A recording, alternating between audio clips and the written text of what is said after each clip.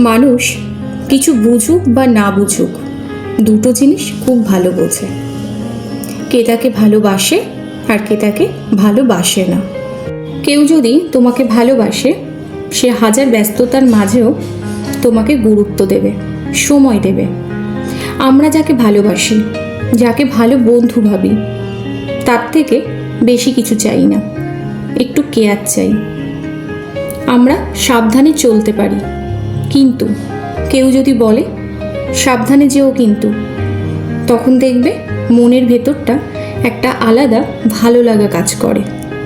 যে মানুষটা বলে পৌঁছে একটা ফোন করে দিও, বেশি রাত পর্যন্ত জাগবে না, আসলে এই বলাগুলোই হচ্ছে এক ধরনের কেয়ার। আর এই ছোট ছোট কেয়ারগুলোই সম্পর্ক মজবুত করে। আবার এটাও সত্যি, কিছু কিছু মানুষ আছে যারা জানে কোথায় যাচ্ছি, কখন ফিরব। আসলে এটাও কিন্তু এক ধরনের কেয়ার। নিজের কথাগুলো ভরসা করে কাউকে বলতে পারাটাও তার প্রতি ভালোবাসা প্রকাশ। গুরুত্বটাই সব।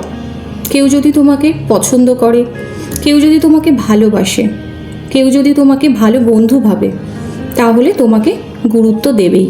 সেখানে ভালোবাসা থাকবে, দায়িত্ব থাকবে, ভরসা থাকবে, শাসন থাকবে, আবদার থাকবে। আসলে সম্পর্ক হলো রেলগাড়ির লাইনের মতো। গুরুত্ব দুদিক দিয়ে থাকলেই সম্পর্কটা সুন্দরভাবে এগিয়ে যাবে।